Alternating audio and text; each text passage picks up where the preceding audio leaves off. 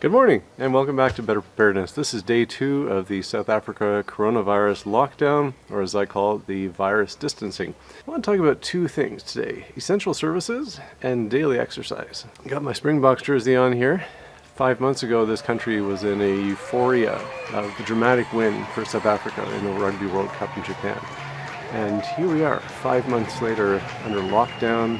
Japan went from hosting that successful World Cup to now trying to figure out what to do about these 2020 Summer Olympics. We will get back to the good times, but right now we've got a bit of an effort to do, and that's to keep away from the virus and let's break that growth curve. Every country lists what we call critical infrastructure or essential services. And those are the things that help keep us going. Those are the sort of priorities that a country puts to making sure that life continues and can continue safely and healthily. And South Africa has listed, and I'll put the link below, 28 essential services that will keep going during the lockdown. Those are the services that will continue to operate. Those are things like water, those are grocery stores, law and order, health care. There's a whole range. And quite often you can't take them in isolation because you need water for this to operate. You need electricity for this to operate.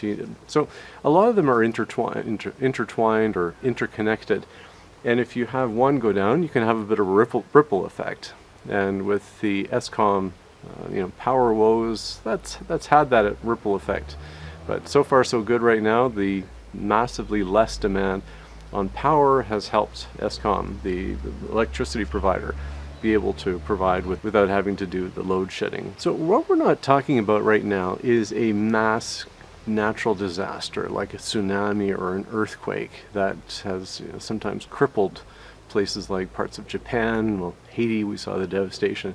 So things are going right now in South Africa. A lot of these services are still operating. But what I really wanted to point out were all the people behind those critical infrastructures and those essential services. And all those women and men and the families of them and loved ones.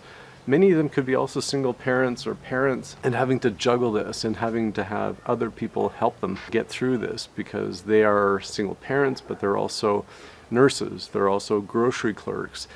And what I wanted to do is to remind you that if you are out and about, because we are allowed to go to the grocery store or go to a pharmacy, whatever it is, and you see people, well, give them a wave, give them a thumbs up, ask them how they're doing. Keep in mind those people are also feeling the impacts of the lockdown.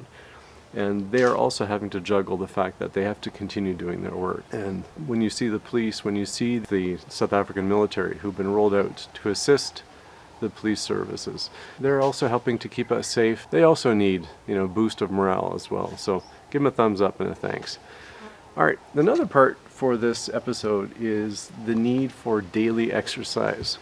Again, I've lived in some very, very small apartments in the past. Right now we have a garden in our house, around our house, which is very fortunate. Yesterday I ran countless laps to do a total of 6 kilometers of running here in the garden. Yeah, you get a little dizzy after a while, but if you're in a house, if you're in an apartment, if you're confined to a small space, try to find a way to do some exercise. With the internet and everything, you can look up some exercise videos. Again, ease into something that is something you don't normally do.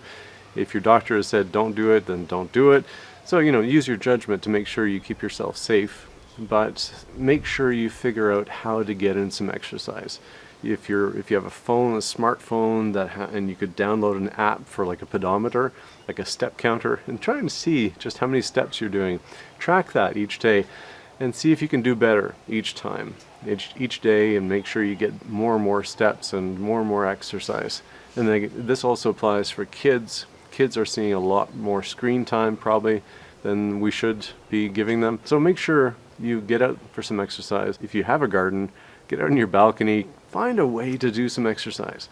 And there's a lot of really good videos out there. Remember, as always, given that the virus can continue to live on certain surfaces, keep washing those hands, keep socially distanced if anyone in your household has some symptoms. Just do all those things that we've been hearing about over and over again for weeks and weeks, but that is what is going to help break that growth curve. And stay tuned for day 3 tomorrow. And thanks for watching Better Preparedness. Click that like button, click that subscribe button and little bell icon, and make sure you don't miss any episodes. And got my Namibia mug here.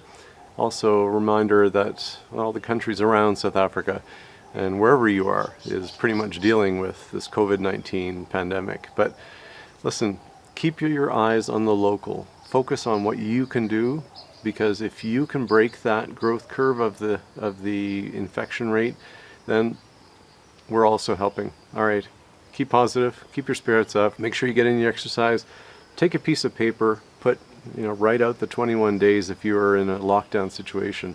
But even if you're not in a lockdown situation and you're finding that you're not getting out very much, well, make sure you track that you're getting in some exercise each day, and everyone else in your household as well. Thanks for watching Better Preparedness. Click that like and subscribe button, and stay safe, and raise a mug or whatever it is you have to those providing essential services in the country that you're living in. Stay strong. Thanks for watching Better Preparedness.